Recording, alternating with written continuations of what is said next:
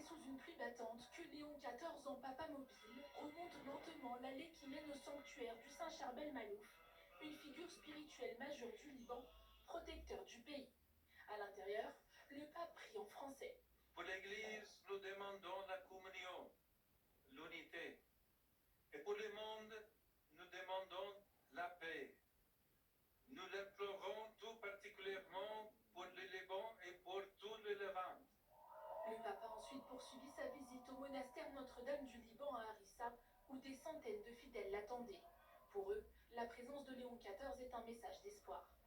On espère le voir, bien sûr, peut-être qu'il nous dira un petit salut. Il vient ici pour un message de paix. Et nous, on veut ça. Ça fait des années qu'on essaie d'avoir du paix ici. Depuis 2019, la crise économique a poussé des millions de Libanais à quitter leur pays. Il serait près de 12 millions à vivre à l'étranger, soit 2 fois la population restée au Liban. Hier, le pape a appelé les Libanais à rester dans leur pays et s'est adressé à la classe politique.